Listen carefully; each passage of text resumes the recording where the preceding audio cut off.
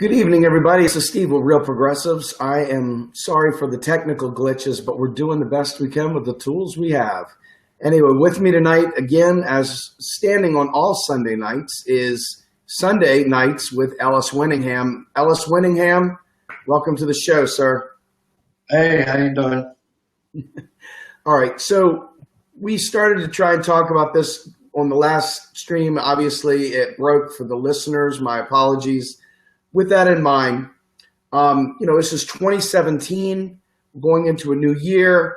We're looking at how we can bring progressives into the fold to understand macroeconomic reality so that we can in turn unite around that, because without understanding economics, there is absolutely no chance of passing any progressive agenda whatsoever.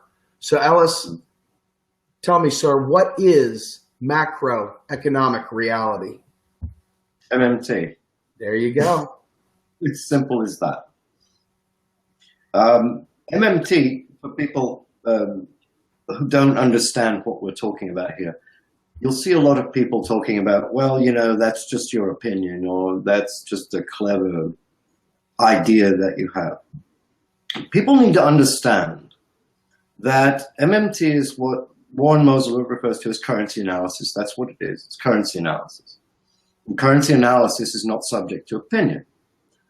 For instance, to give you an example of what currency analysis is, but in a practical way with everyday things, we could say a piano has 88 keys, right? A modern piano has 88 keys. This is a statement of fact, all right? Or we could say that a dog has 4 legs. This is a statement of fact. When we say the US government is the monopoly issuer of US dollars, this is a statement of fact. It's not subject to opinion. When we say that because the US dollar is currently enjoying a flexible currency arrangement, which we refer to as a free floating, inconvertible fiat currency, federal taxes no longer fund federal spending. When we say that, that is a statement of fact.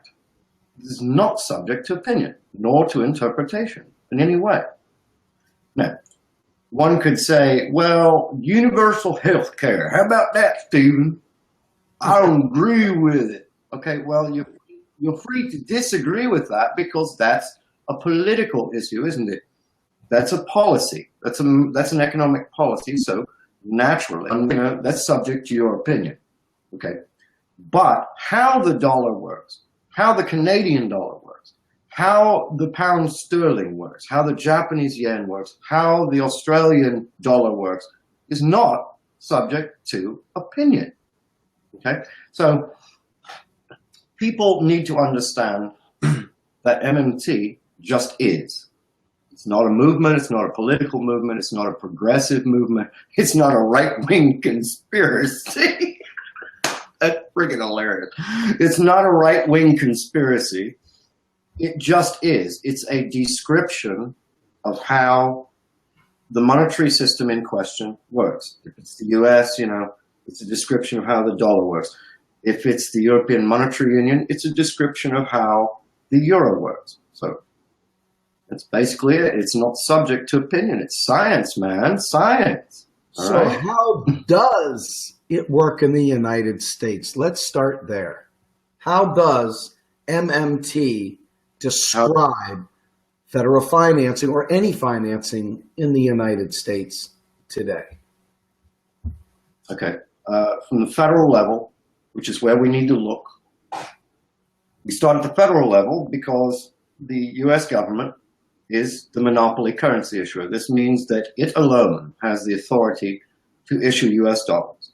Another way you could say it is US dollars emanate solely and exclusively from the US government. There is no other source. US dollars do not come from Chase. US dollars do not come from Walmart, Dave. US dollars don't come from China either. US dollars do not come from Germany. US dollars do not come from the moon or penguins or very small rocks buried under larger rocks. US dollars come exclusively from the US government when Congress decides on a budget. Secondly, federal taxes don't fund federal spending. They just don't. You know why? Because there ain't no gold standard no more. Sorry to burst your bubble. No gold standard. Really, I know there are a lot of people out there that are desperate. They're just desperate for doom and gloom and Armageddon. And they want to put on their hats and they don't want to bathe. You know, they want to bathe irregularly and they want to sleep in a bunker and hide out. But I'm sorry. Federal taxes just don't fund federal spending. They can't. It's operationally impossible. Federal government does not borrow. That's another thing.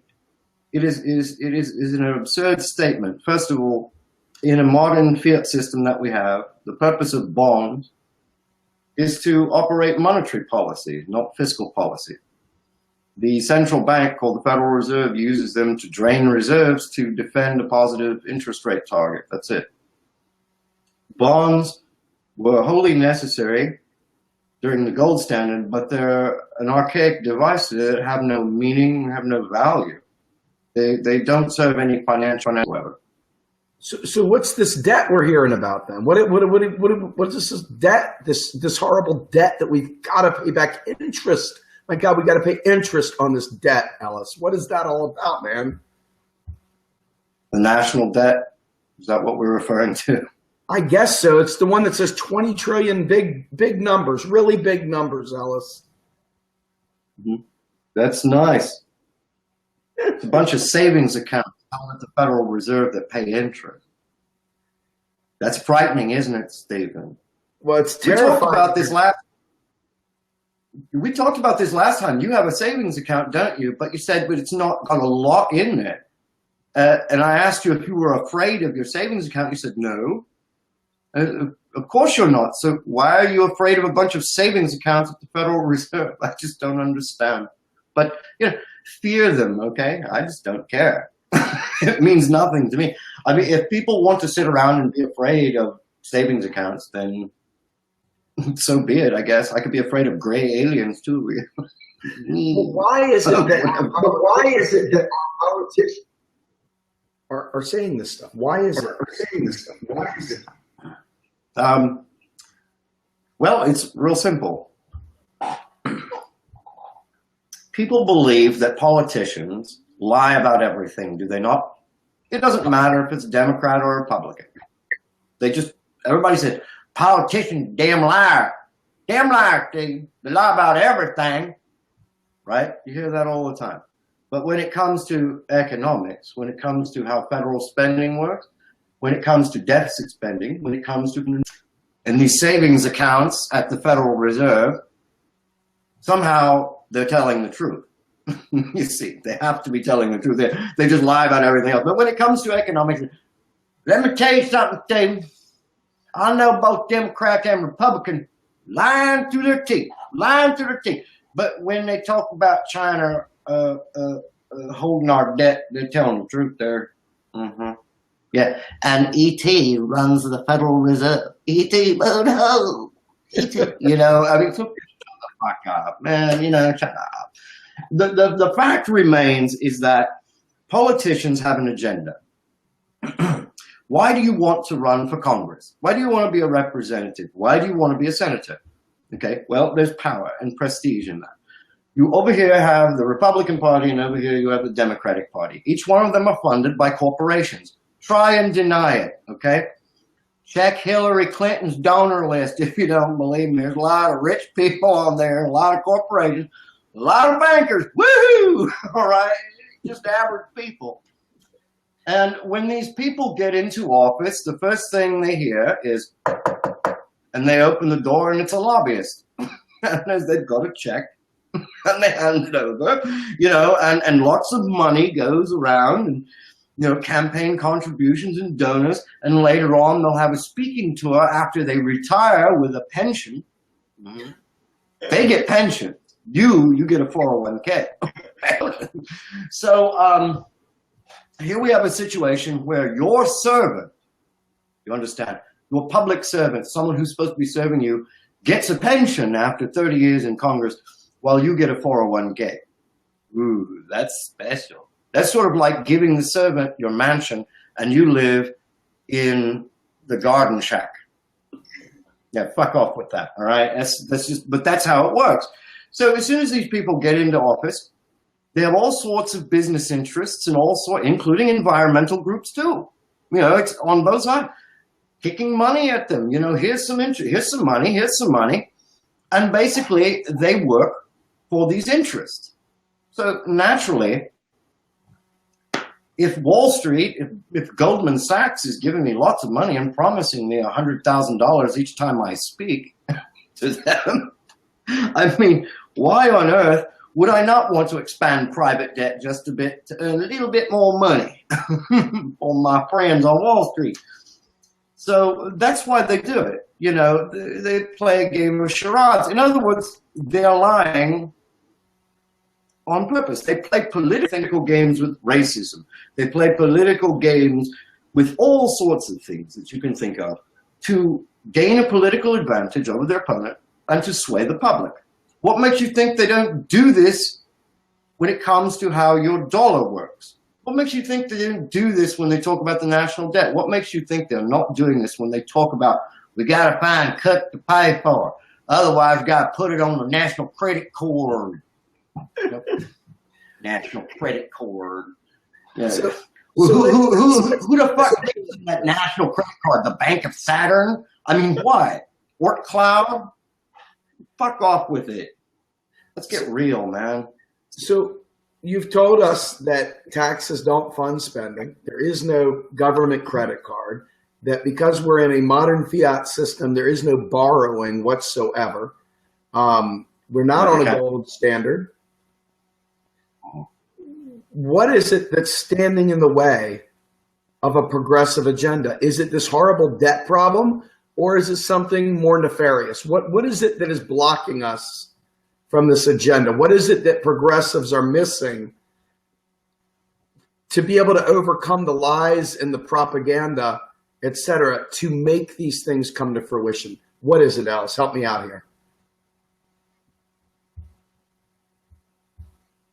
This right here. See this?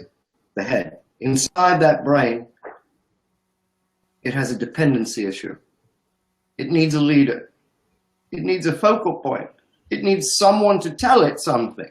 Please tell me the truth. You're not going to get the truth from the media or politicians. You're certainly not going to get it from think tanks. And people are easily dissuaded and made to give up hope. And so they go into a sort of a, what can you do? You got Nancy Pelosi over there telling me, federal taxes fund spending. You got Paul Ryan over there telling me, federal taxes fund spending. And then you got the Democrats saying, well, if we want to have any kind of prosperity, we're going to have to tax the rich. You don't tax the rich, tax them hard. Ooh. And you got Paul Ryan and Mitch McConnell over here saying, I look like a turtle and I won't allow that. So constant conflict back and forth, gridlock over the issue. And nobody gets anywhere, and the American people watch it and they say, what can you do but tax the rich? What can you do but tax the rich? And the people that are peddling that nonsense are the rich themselves. And you know why that is, Steve? You know why the 1% are peddling that nonsense? Explain to me. They're afraid of you. They are afraid of you, Stephen. Do you think that a bunch of numbers in a bank account or paper representations of numbers are any kind of a defense against 200 million screaming people that are pissed off? No, they've got to have a bodyguard that will pass laws to keep you at bay. If you don't believe me, that's fine. I mean, that's perfectly acceptable if you don't want to believe what I'm saying, that they buy government for protection. They do. They buy government to funnel the nation's productivity to themselves, GDP. But they also buy them for protection. They pass laws and they do all sorts of things to protect themselves from you because they're scared shitless of you. But progressives these days, they get this feeling that the rich are like bullies, big bullies with big muscles, right? And people say, well, you know, the rich control everything. What can we do? it's hopeless. What can we do? We can't do anything. They control everything. Like they're big, gigantic bullies. When in reality, the 1%, like the Walton family, for instance, a bunch of little pussies. They're pussies. That's all they are. They're scared shitless of you. They're scared shitless of you saying, I don't give a shit. To hell with you. But you know what else they're afraid of? More than people coming after them, and saying, your days are over, we're taxing you. More than that, more than anything, they're afraid of being made irrelevant because their egos will bruise. They don't like being irrelevant. I matter. Without me, you're nothing. You're not anything. I'm a god. I have a gold-plated toilet. So let's talk about that just for a second. So the act of taxing and the act of spending are not tied together. We can tax under different circumstances that have nothing to do with the spending we do. The taxes that we do can be to drive a totally separate purpose, like a public policy tool, an inflationary tool, some other tool, a Pigovian tool to change behavior. However, on the spending side, we never are at a loss for cash. We can always spend on what the public needs as long as we have real resources backing it up. Is that correct? Yeah, that's exactly correct. I mean, Stephen, would you, when you think of the United States, do you think of Zimbabwe? Not in this lifetime. When you think of the United States, do you think of Sudan? Only when I'm talking to an LOL libertarian. Mm-hmm. Yeah. You see, the thing is that the United States is an economic powerhouse. And right now, sitting out there are tons and tons and tons of real resources that are just sitting idle, doing nothing, and have been doing nothing for the last 40 years. And when there's that many resources idle, there's room to spend. Because when you have that many idle resources, you have a lot of unemployment. And for the last 40 years, policy has been for the government to forcibly and persistently and purposefully keep a certain amount of people intentionally unemployed to fight non-existent inflation. Okay? So over a long period of time, and a long period of never using those resources and all this idleness, you have lost output. And we're held back. And the fact is I'm talking to you right now through an iMac. That's what I'm looking at right now.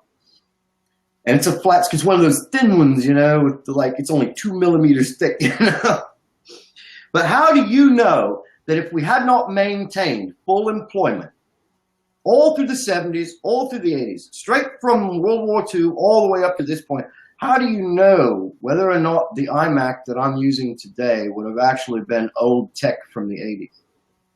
You don't. I have no idea. So there's no way, right. So there's no way to calculate that kind of lost output.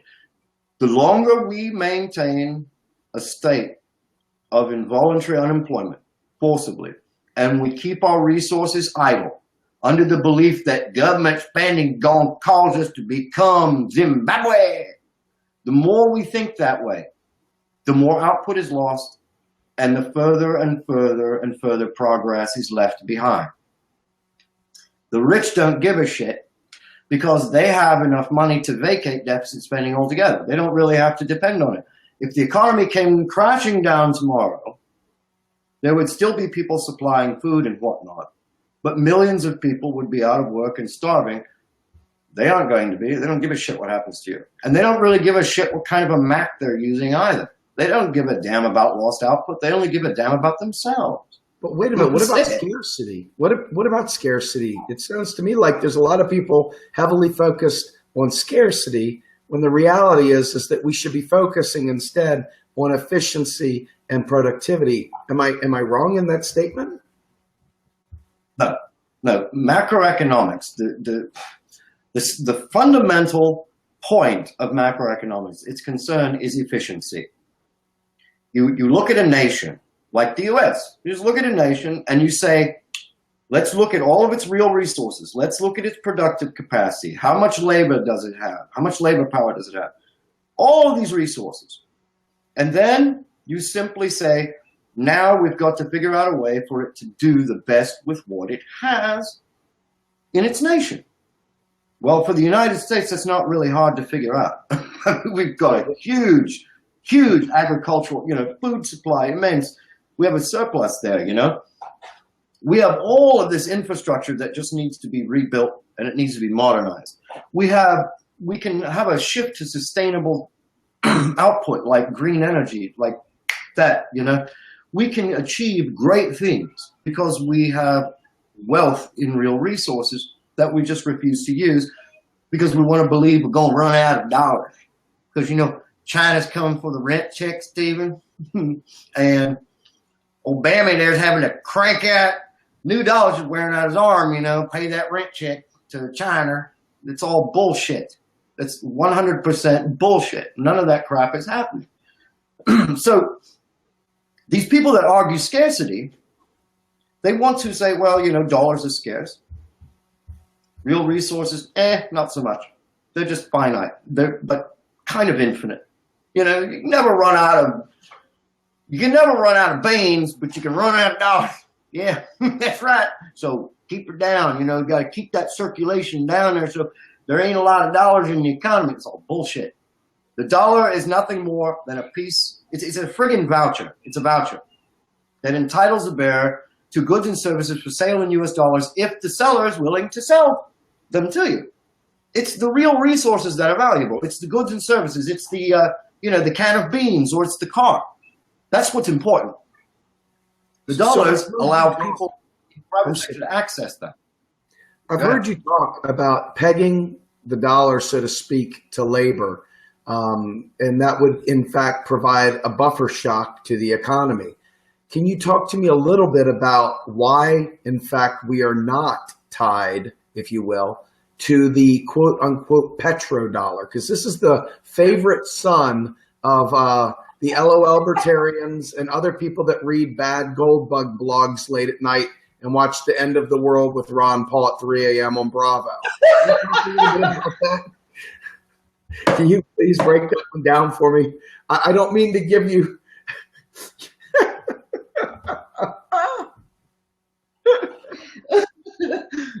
Petrodollar. You guys know what a petrodollar is, Stephen? Y'all think it's something real important. It's real special. It's a special type of dollar. And we gotta live in fear. Because one day Saudi Arabia, them Arabs, they stop using the dollar and our currency is gonna collapse down, we're all gonna die. That's what they always give you. You know what the petrodollar is. This is what it is.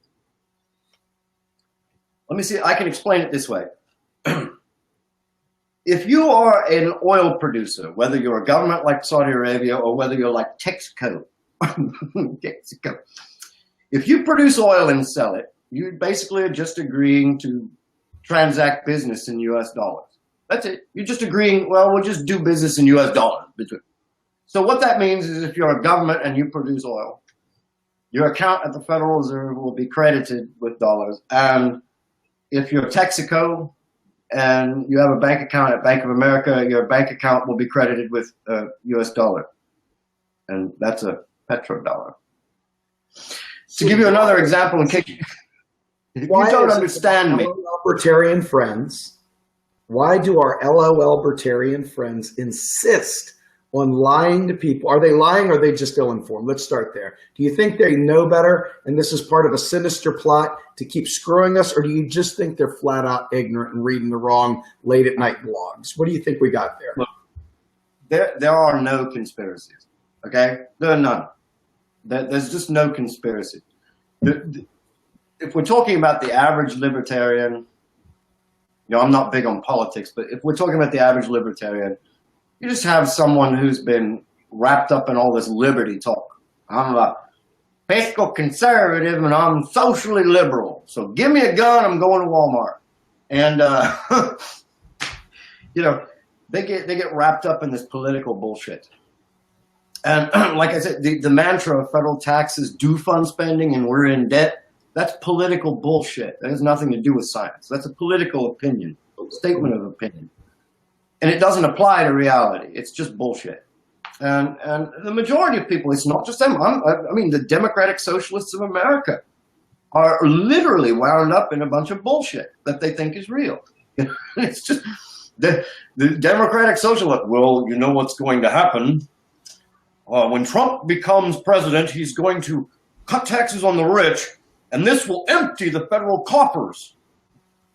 There are no fucking federal coffers. What the hell are you talking about? You know, so they're just as delusional as libertarians are. At least when it comes to economics is what I mean. And God love them, but still, you know. Back to this petrodollar, though. We got to talk about this petrodollar. Well, I want people to understand what a petrodollar is. If you couldn't understand that it means that you sell oil and you're paid in US dollars, so it's going to go in your bank account, then let's try this. Let's say tomorrow, every nation and producer that grows bananas and sells bananas decides to transact business in US dollars, okay? So that would mean that countries that grow bananas, they would see their account, the governments would see their account at the Federal Reserve being credited in US dollars. And companies like Dole and Chiquita, they would see their private bank accounts, their commercial bank accounts credited in US dollars. And so that's a banana dollar. Eh? Frightening, isn't it, Stephen? Very. Now, just imagine if the world's banana producing countries decided to stop using the dollar and use the euro to transact business for bananas. The banana euro, the US dollar would collapse and we'd all die. Get in the bunker, Stephen, get in the bunker. Yeah, that's fucking crazy, man. That's not born of education, all right? That kind of crap's not born of education. That kind of stuff is what happens when you spend too much time at night at 3 a.m., you know, eating, I don't know, Twizzlers and drinking Jolt Cola and reading up Atlas Shrugged. Time travel, yeah, you know, time travel. This shit doesn't work. You know, I mean, you got a lot of time. I mean, shit. But so the bottom line is that the petrodollar isn't backing jack crap. We got to get rid of. People need to be disabused of that stat. I mean, like we absolutely must stop lying to people and saying we're backed by the petrodollar. Folks, seriously, if you don't hear anything else, hear that, okay? Go ahead. All it just means is that companies and countries have just agreed to transact oil business in US dollars. I don't know how else to describe this except to say it this way. It does not matter. It has no bearing on anything what people choose to transact business with. What matters is the nations, the populations of the nations that are saving, what they save. So for instance, in the US, what currency do you save in, Stephen? US dollars. Okay, so that's all that matters. What these people are doing doesn't matter. They're just agreeing that this is the form of trade. So if everybody decided, we're going to get the US now, we're going to use euros instead of dollars. Hell with the US, we're going to bring them down. Nothing would happen. All that would happen is whoever doesn't have euros would just simply exchange their currency for euros and then buy the damn oil, bring it home, and sell it in their own currency. What? I mean, what's so hard to understand here? This is not frightening stuff. You know what's frightening? Frightening is homeless people in sub-zero weather. Okay, that's frightening. Yes, it is. This is not frightening. I mean, this is just stupid. It's a complete distraction from progress is what it is. Yeah, obstructionist. What it is. So what are the, like, in the realm of economic reality that we're discussing here and the business of disabusing people of horrific myths that they peddle. What is it that progressives can rally around? What are like the simple 1, 2, 3s of what we need to know today to make change? We know federal taxes do not fund spending. The next question always is, what does? So talk to the people. What funds spending, Ellis? How does the country spend money? This. I thought I did this last week, but I'll do it again. There are numbers up here. See them? And when you open a spreadsheet and you type numbers, if you were to do it, Stephen, it would just be numbers. When the government enters bank accounts, the spreadsheets, and it types numbers, they become actual dollars. So if you're asking where dollars come from, you'd say, well, I don't know where the photons come from. I mean, they just type a number and there it is. But I guess what I'm saying is that the process is Congress writes a bill, the president signs it, it's submitted. How does it go? What does this transaction cycle look like so people understand how it works? You've already described where dollars come from, how they're manufactured. You just did. When Congress sits down and then they argue with each other and act stupid, and they decide on a budget, the president submits his budget because he thinks he's smart, and they all argue, and then they finally decide on a budget and it's signed into law, the dollars are manufactured at that point. End of story. So what I'm trying to say is debt-free. There's no debt here, right? No. What happens is Congress, let's just say Congress decides to spend $5 trillion this year and tax $2 trillion. Okay? President signs it. The US dollars have now been manufactured and they are awaiting disbursement. Who disperses them? The US Treasury. So the US Treasury looks down at its order and it has $4 trillion or $5 trillion it has to spend, and it will have to tax away too. So it says, well, we'd better get to crediting these accounts. So it begins crediting the appropriate bank accounts because Congress wants the money spent to these people and these businesses and whatever else have you. And the question is, well, how does the payment clear? It's real simple. The Fed, the central bank, stands there, and then the US Treasury says, okay, I have $4,000 to disperse to Steve Grumbine. Let there be $4,000 in Steve Grumbine's account.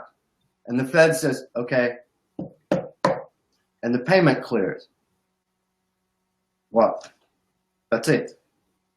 There's nothing else. So we're afraid of literally absolutely nothing. We're getting jacked around by the biggest hoax in the history of mankind. People are afraid of math. I can understand that. Some people are afraid of math, but in this case, you're literally afraid of US dollars, the thing you need. You're afraid of the only supplier. I mean this sincerely. This is the only supplier of US dollars, the US government. You are afraid of the only supplier of US dollars giving you enough money so you can survive. But don't banks make dollars, Ellis? Don't banks make dollars? No. Commercial banks have no authority to issue US dollars any more than China. But so, why is it that we are being told constantly that they can? What is the deal there? There's some belief out there that makes people believe that the banksters are robbing America blind. Now, they may be doing that, but not through the use of macroeconomics. No.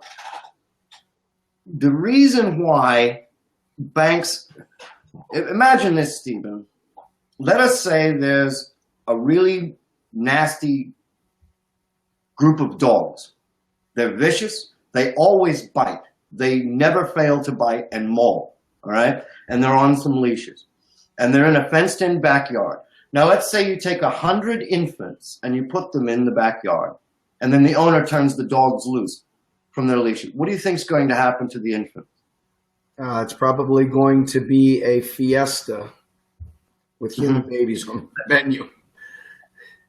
Yeah, well, that's what happens when the federal government lets banks off their leashes. That's it. That's why you see the problems that are happening today. It's not that the banks are powerful. It's not that banks are omnipresent beings that you can't overcome. Banks are the way they are because Bill Clinton deregulated them. So you're telling me a modern day Glass-Steagall, correct? Yeah, what you need, you don't need anything but proper regulation. Of course, Glass-Steagall's not enough. I mean, after you've deregulated the financial sector and banking and all that crap and let it go on for this long, and then you had a global financial crisis on top of that and all these wild bank products and all this other crap, it's going to take more than just Glass-Steagall. You can't just Glass-Steagall your way back. It's not sufficient. You've got to come up with harder regulations. And when I say hard regulations on banks, when we're talking about banks, what I simply mean is the government stands up and it says, you are allowed to do two things. You may only lend to credit-worthy customers, and you may operate the payment system, and you may do nothing else. And when I say that, I mean it sincerely. And that's it. Banks can only, in other words, what I'm telling you, Stephen, is the US government has to go back to the banks, which it has the complete authority to do, put the choke collar around the bank's neck, pull tight until the bank is about ready to lose all oxygen and faint. And then once it's done that, it simply tells the bank, you're going to be boring again. Being a banker is not going to be a glamorous life. It's going to be as boring as chartered accountancy. Yes, it's just going to be like sitting at an insurance seminar with you these days. From now on, it's just going to be talking about actuarial tables and people wearing ties that are many, many years out of date. And no, there won't be enough money for the strip clubs anymore. You're just going to be fucking boring. Boring, dull, boring. You will never have any hope of getting laid. You are just absolutely dull, drab, and awful. And that's what the US government has to tell banks. You're going to be boring again. So let's talk about this real quick, because, we come into 2016, the discussions between Bernie Sanders and Hillary Clinton. They're fighting back and forth about different regulations and so on and so forth. But I hearken back to a point you brought up a little while ago, and I think this is the most important part for progressives, to break free of Clintonism, to break free of neoliberalism, and to embrace our birthright as progressives. Take me back.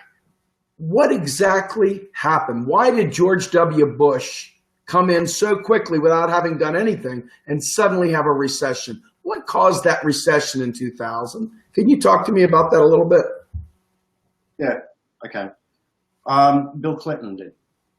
Bill Clinton actually caused the recession of 2002. It wasn't just Bill Clinton, but it's everyone that supported the surplus. Here's the problem. People are told in the modern day by these new Democrats, the new Democrats. That's a euphemism for neoliberal. These aren't your old tax and spend liberals from the 60s and 70s. You know what I'm talking about? These are neoliberals. Well, when Clinton came up with this notion that he was going to run a surplus and pay down the debt, the idea was absolute insanity. And the reason why is because there's a current account deficit. What this means is, since the mid-1980s, the US government, or the United States, has been importing far more than it exports. So when the US imports more than it exports, dollars leave hands of US citizens and flow into the hands of non-US residents. When that happens, the level of dollars available to US citizens to spend begins to reduce. So it's kind of like having a hole in the bottom of a bucket, you see, and it's draining out into the foreign sector. So following me so far? I mean, this is a little bit complex for new people, but I mean, there are three main sectors to the US economy or any other economy. There's the government sector, the domestic private sector, and the foreign sector. The domestic private sector, you and I, Steve, that's you and me and Walmart. That's where we are right now. The foreign sector is everyone outside of the US. Could be China, could be some company in Germany. And the government sector, we all know who that is, right? That's the U.S. government. The U.S. government deficit spends into the non-government sector, which is the domestic private sector and the foreign sector combined. So whatever it spends into the non-government sector is income for the non-government sector, you see. Well, if the domestic private sector, you and me, if we're importing more than we're exporting, that means that you and I, Steve, really have a hankering for imported items. We really like BMWs, you know. Mm-hmm. So that means that U.S. dollars are flowing from our hands, U.S. citizens' hands, over into the hands of foreigners. Okay, so like I was saying, the dollars in circulation that are available in the domestic economy for you and me, they start to drop. And what do you think happens when that starts to happen? What happens is, if someone doesn't address that spending gap, consumers need dollars, and if someone doesn't fill it, there's going to be unemployment. It's going to start rising because consumers spend, and that puts pressure on the supply side to increase its production, so they hire more people. Well, if consumer spending is falling, guess what's going to happen? Unemployment's going to rise. So it's up to the U.S. government to fill that tank from the dollars that are flowing out into the foreign sector to fill up the domestic private sector again, to meet those savings desires. But what if someone named Bill Clinton comes along and says, well, I'm going to tell you something right now. I ain't going to fill that spending gap with deficit spending. No, I'm going to run a surplus to pay off the national debt. You know what I'm saying? I love myself. When he does that, there's only one choice to avoid recession and collapse: bank credit. So what a bank will have to do is we'll just have to start giving, what we'll have to do is we'll just have to start filling the domestic private sector spending gap with credit cards, loans, to keep on consuming, you see? And then private debt starts to expand like a bubble. But how come our life was so good during Bill Clinton's era? During his era, everybody seemed to be doing so wonderful in their minds. And then all of a sudden Bush came in and it's the Republicans' fault, right? They did it all because what? I'm going to explain that. We're going to stop this right now. That's a bunch of bullshit. And no, it's not because I'm a Republican. God damn it. Just the truth, teller. Those people who claim that I'm some kind of Republican plant or right-wing plant to try and destroy the progressive movement. You see that? It says Democratic Left, the magazine of the Democratic Socialists of America. No, it's not just one. I got a bunch of them here, okay? I'm a friggin' Democratic Socialist, all right? Don't try it with me. So anyway, here's the deal. Clinton fills the spending gap with bank credit, and as he reduces the deficit towards surplus, bank credit expands because he's basically forcing the domestic private sector to run a deficit. But since the private sector can't create U.S. dollars, it has no choice but to use the bank credit. So we expand credit. We have credit cards, loans, and what have you. And what this does is it allows consumers to keep on spending, you see. So if they can keep on spending and increase their spending because they're getting fabulous deals on credit cards and fabulous deals on loans and fabulous credit offers and stuff, they can keep spending. And as long as they're spending, more jobs will be added because consumer spending drives job additions to the economy. When consumers spend, that puts pressure, like I said, on business to increase its production. The way it does that is it hires more workers. So the unemployment rate drops. Yeah. Well, once you reach zero balance for the government, and then you begin going under that surplus, now private debt really starts to expand. And the reason why is because now not only was Bill Clinton reducing the domestic private sector's income, now as he's achieved the surplus and the government surplus is rising, what he's doing is he's starting to remove everybody's savings. He's not only taking away their income now to where the domestic private sector has no income, now he's saying, give me everything you got in your pocket too, boy. And they have to hand it over because the taxes are. So guess what happens? This is going on for a really long time. you're starting to expand that debt to the point where people can't take on any more debt. This takes a while. It's not something that happens overnight. Bush becomes president and he smiles. I'm president. 2002 comes along and the economy, okay, well, why does it do that? It finally gave out. Consumer spending fell. At that point, consumer spending contracted and a recession occurred. Business entered the inventory cycle because it lost income and it began to shed workers, saying we can't use this extra workforce. I mean, we got to defend ourselves because our income is dropping. So to attenuate the fall in income from the lack of consumer spending, they just fire people. Guess what happens, though, to the surplus? It automatically becomes a deficit again. Automatically. See, it's automatic. And the reason why is because when you have mass unemployment, as more and more people become unemployed, they apply for welfare, they apply for food stamps, they apply for unemployment insurance. And when they do, the more people that go there and apply for this, the deficit rises because the government now has to pay more benefits. So, dudes out there in conservative land, if you're tired of people being on welfare, then ensure full employment, then you don't have to fucking worry about it. Okay, I'm going to talk about one more thing real quick, directly tied to this.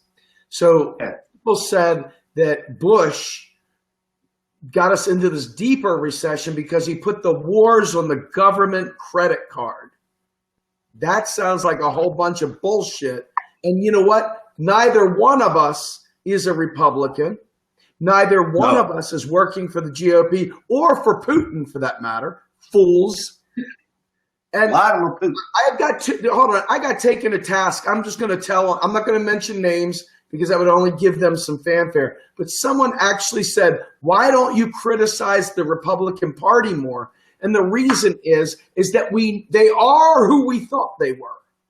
I'm going after the ones that are claiming to be progressive, but are not progressive. And they're lying, and they're getting people to believe they are progressive when they are the greater enemy because they're co-opting the terms, they're co-opting our movement, and they are ultimately evil to the core. So this whole neoliberal thing is why I speak about the Democratic Party. It's not because I love the GOP. I freaking hate them. I left them many years ago for a reason. The Democratic Party for co-opting, for doing political blackface, like Al Jolson, mammy, to the progressive movement. That is what Democrats have done. They have given us a kiss on the cheek, made us come through the back door as a booty call, and they have lied to us incessantly. Now, if you think that makes me GOP, then you might be the dumbest son of a bitch on the planet. That makes me the guy fighting for progressives, real progressives, not bullshit progressives, not faux-gressives, not progressives who get things done, okay? Real frickin' progressives. So don't ever forget it. Anyway, I had to say that, Ellis. I mean, the whole idea is crazy. No, man, I love it. Go on. Preach. Just don't lose your voice. Well, I think that, I think I made the point. And the point is that if you want progress, going over to the Republican Party and asking them why they're not spending on health care is just stupid. You'd have to be an abject moron to constantly post after post after post about Donald Trump. It's a sign of an idiot, a loser, a microphone abuser. So what I'm saying to you is this. I'm going after the people that are claiming to fight for progressives, and I realize they're not. They're not. And I'm saying, damn it, it's up to you and I to make that happen. And so when I bring Ellis on here to talk about macroeconomic reality, what I'm doing here is I'm appealing to authority to some extent because Ellis is a genius compared to me. But what I'm doing here is I'm showing you that regular people and people that are of academic credentialed, that are smart, that are whiz bangs, that know all the gizmos and gosmos and all the other inner workings of the system, all of us can work together to bring about change. From the smallest to the highest to everywhere in between, it's up to us. And the key to making 2017 the year of the progressive is to start with ground zero, and that's economics. There is no healthcare without economics. There is no expansion of Social Security or a federal job guarantee without economics. You don't even have a basic income guarantee. For those people out there that don't realize a basic income guarantee on its own is not the way to go. You don't even have any of that. You don't have free education. You don't have family and medical leave. You don't have green energy investments today with your nonsense. The only way you're able to do that is to learn the crap we're telling you today. Today, not tomorrow, today. And if you don't know, the only dumb question is the one you didn't ask. The one you didn't ask is the question that will cost America progress. So please ask, because we need to change the narrative. We need to change the conversation. We need to stop talking about taxes funding spending. We need to stop talking about the Federal Reserve and interest of the Federal Reserve and all the other nonsense and the petrodollar and the gold standard. We need to stop that shit so we can fly to the moon. You guys are keeping us grounded at ground zero, talking nonsense. And the movement requires us to advance and advance. But each one teach one. Each one teach one. If you hear this and you learn this and you read the links and you have something to say it and start spreading it, and it grows exponentially. And that's how we create a progressive reality in 2017. Ellis, I'm sorry I took so much time there, sir. But if you have anything to add to that, please, by all means, the floor is yours, sir. No. Well, I do, actually. I think I mentioned this last time we talked. I want people to realize, and I only speak to the economics, you know, I'm not much of politics, but the truth is that when we talk about this political spectrum, we talked about it before, it's mainstream bullshit. It's, oh, well, I'm conservative. Oh, well, I'm progressive. I'm a liberal. See, I care. You know, I'm a communist. You know, that kind of stuff.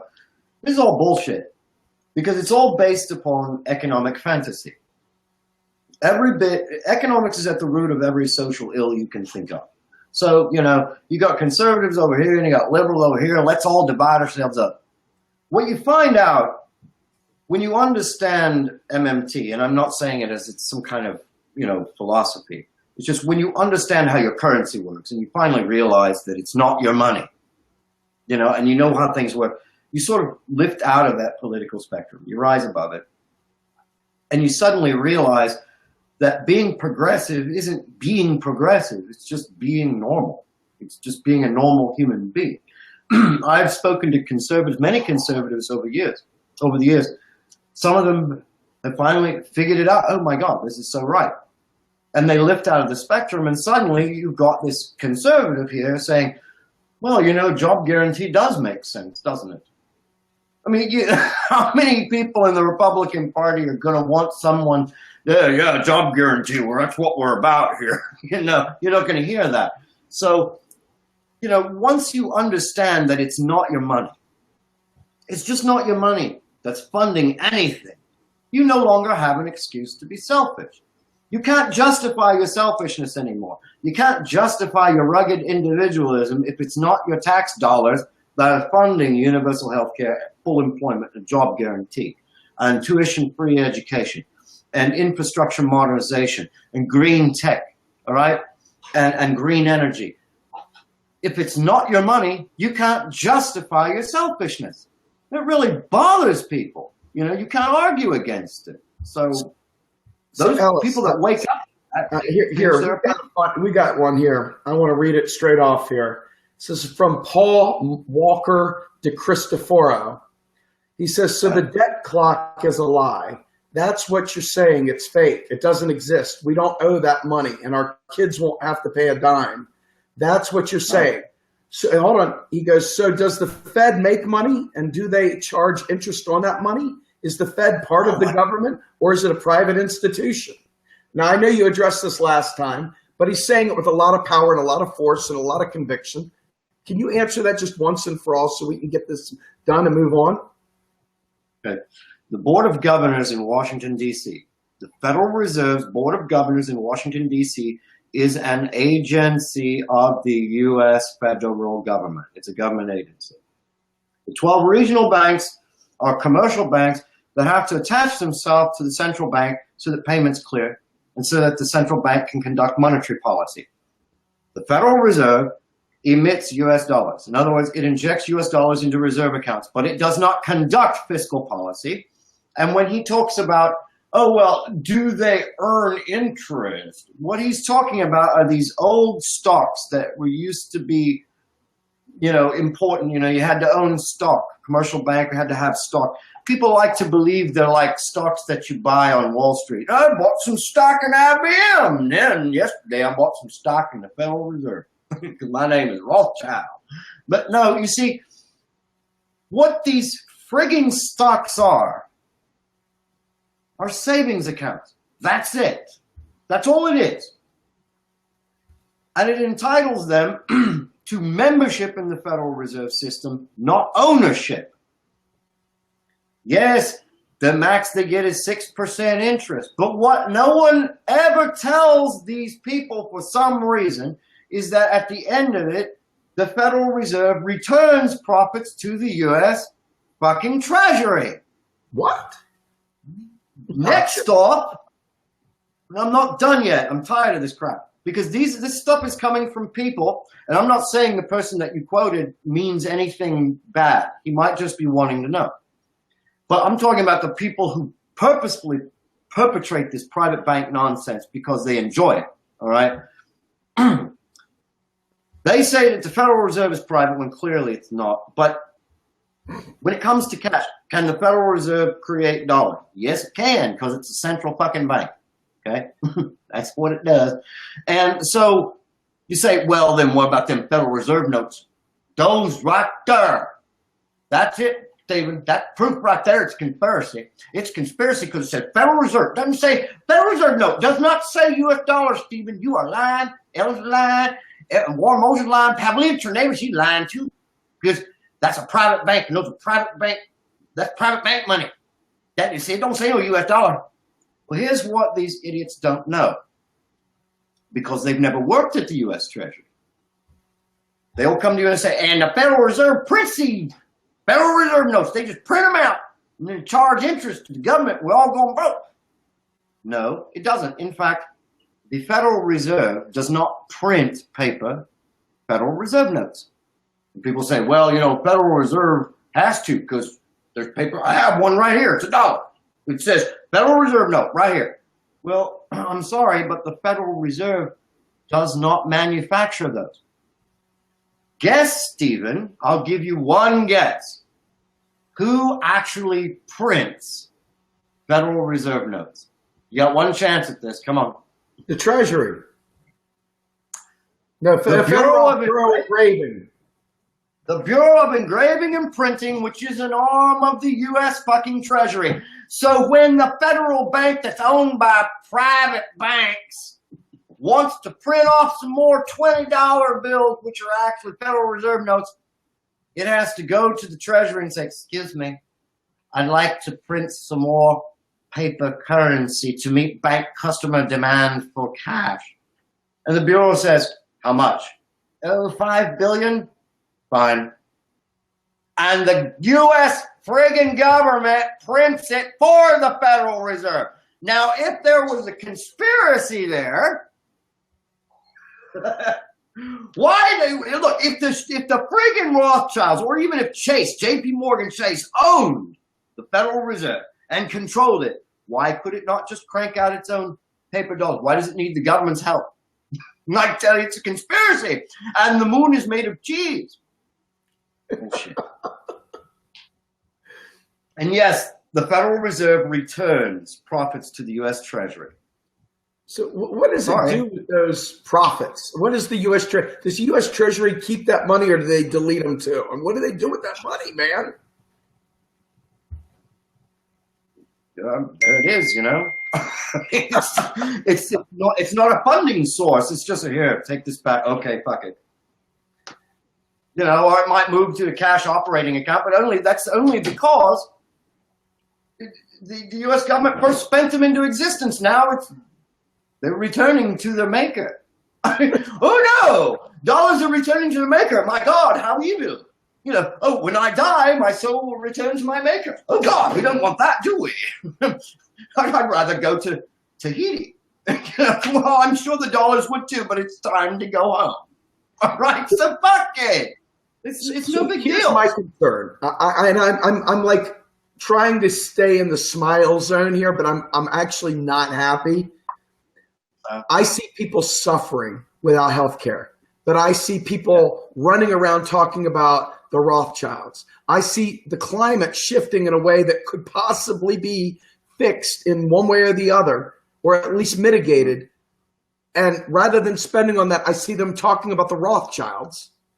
I see that people actually missing time with their kids because they can't take off from work because there is no paid family and medical leave. But I see people rather talk about Rothschilds.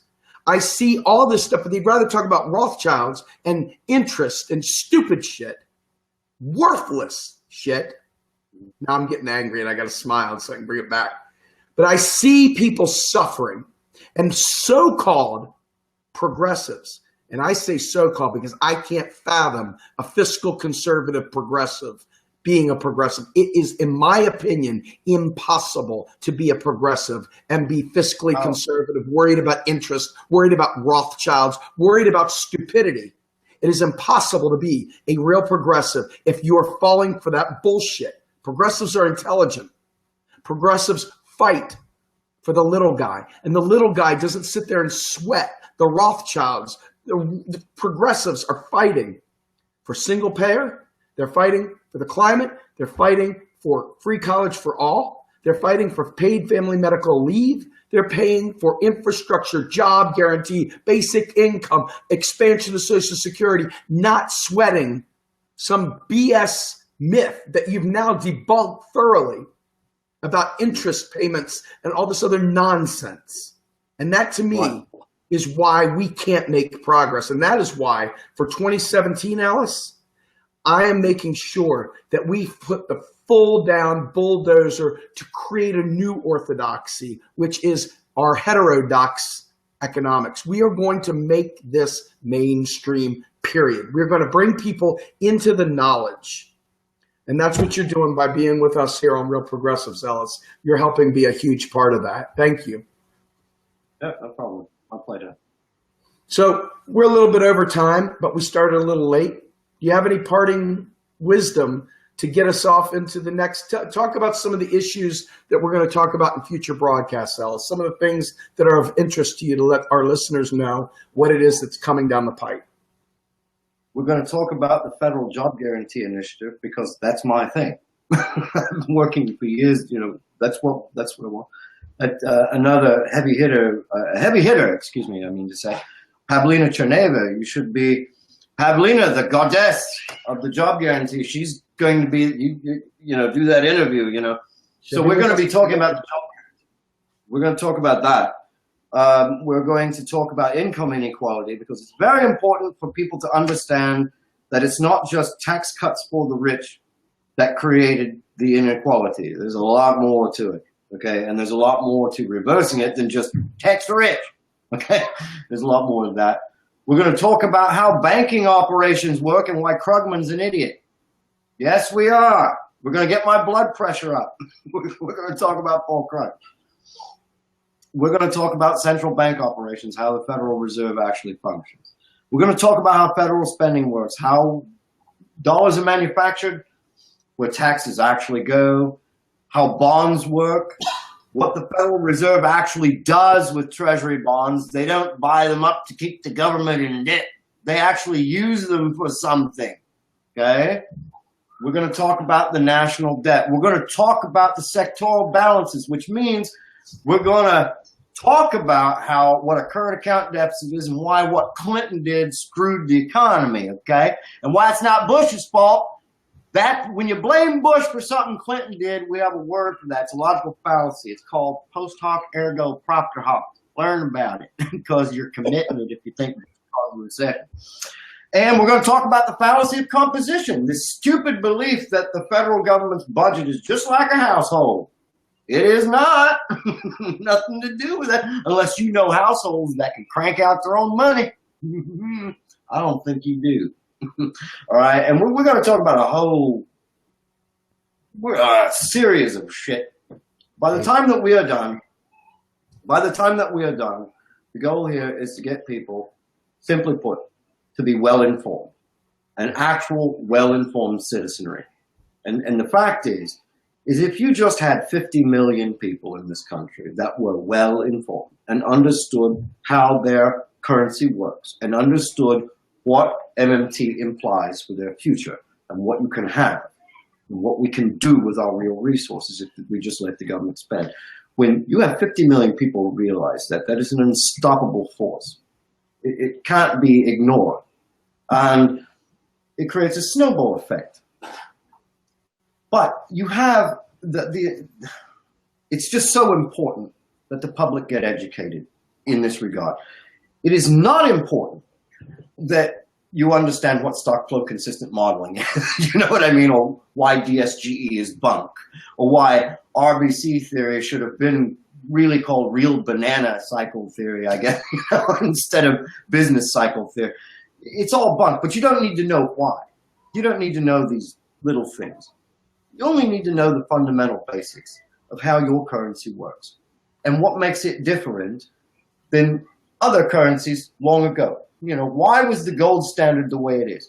And the goal of this whole thing is to not only get the people well informed, but they can also answer questions. They know the why behind it as well. Not just, well, I know taxes don't fund federal spending, but they can't explain why. They can't explain to you what the difference was between a fixed exchange regime and a fiat regime. You know, they have to be able to know that too, to be well informed. It's very important. Talk about Greece and the EU. Yes, don't forget that, because we are going to talk about the bullshit that people have put Greece through. The Weimar Republic in Zimbabwe and Venezuela, of course, right? Yeah, we're going to talk about that. Oh, yeah, we're going to talk about Zimbabwe. We're going to talk about Zimbabwe. Good God Almighty. We're going to talk about Zimbabwe. Weimar! Shit, Weimar! It's coming. Wheelbarrows full of money. Shit. God. All right. What makes people think that a U.S. dollar is something you dig out of the ground or you pan out of a river? Give me a fucking break. When I go and I want to add 11 plus 12, do I have to go dig a hole in my yard with a fucking metal detector to try and find the number 11 and 12? I mean, that's all a dollar is. It's just numbers. That's what pounds sterling are. Just numbers. You say, oh, well, here, Canadian dollar, Canadian dollar.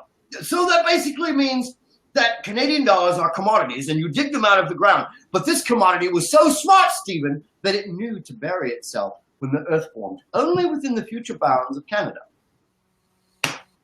All right. I mean, what makes you think that money is scarce? Where does anyone get this notion that currency is scarce? That's like saying numbers are scarce. I'm sorry, I cannot complete this math test, Stephen. Why not? I don't have enough numbers to finish. But you're devaluing your currency, Ellis. You're devaluing it. Everybody knows if you print more money, you're devaluing it. How am I going to devalue the fucking currency if there's nothing pegged to it? How am I going to devalue it before the point of macroeconomic efficiency, which is actual full employment or the real productive ability of the economy? If there are still unemployed workers, then government spending can result in output. So it will be absorbed. What's so hard to understand here? What we are doing is we are pretending there are gold reserves and we only have, say, $1 trillion worth of gold. And we've got to keep the dollar at that level. But where are the gold reserves? And people say, well, it's not pegged to gold. Then why are you keeping the amount of dollars in circulation so goddamn low? People need the dollars to spend to create full employment. People need the dollars to eat. Artificial constraint. It's an artificial constraint. And you're sitting here imagining if there's a gold peg, and then they say, okay, well then show me the gold peg that's going to require us to keep only $1 trillion in circulation at any given time. They say, there is no gold peg. What's wrong with you? This is fiat and it's worthless. Oh, so you're telling me that my fiat dollar is worthless. Then why are you worrying about devaluing it? It's already devalued if it's worth shit. And you know what? That's right. It's nothing but toilet paper. That's right. That's exactly correct. It's just a goddamn number.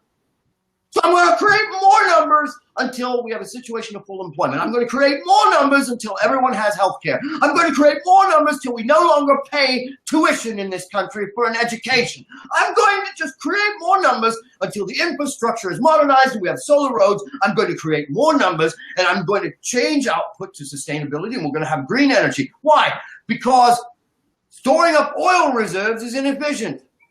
But you don't have to store up sunshine. That's right. Dumbass, it's more efficient. That's the whole reason. It's not because I want to grow my hair long and never bathe and wear Birkenstocks and say, hey, the world paid. It's because it's more efficient. And that is the central concern of macroeconomics. Efficiency. Very good. On that note, Ellis, I'm going to thank you for a wonderful broadcast. It's always a pleasure. I can't wait till we can talk a little bit about Ayn Rand. I can't wait till we can take fun stories and bring them to the public. So with that, I'm going to go ahead and close us out here. Folks, welcome to 2017. Welcome to Real Progressives. Tell your friends. The goal here is not for ratings. It's not for big money. It's for changing the world. If you would like to participate in Real Progressives, come to our page. If you would like to see our videos, go to our YouTube site. You can watch them right here on our Facebook page as well. If you would like to donate to Real Progressives, we'll provide you a link, a Patreon link to, in fact, donate to Real Progressives. And more importantly, always make your mind open to learn, because that alone will be how we change the world. With that, thank you again, Ellis. Thank you, everybody. Yep. We're out of here.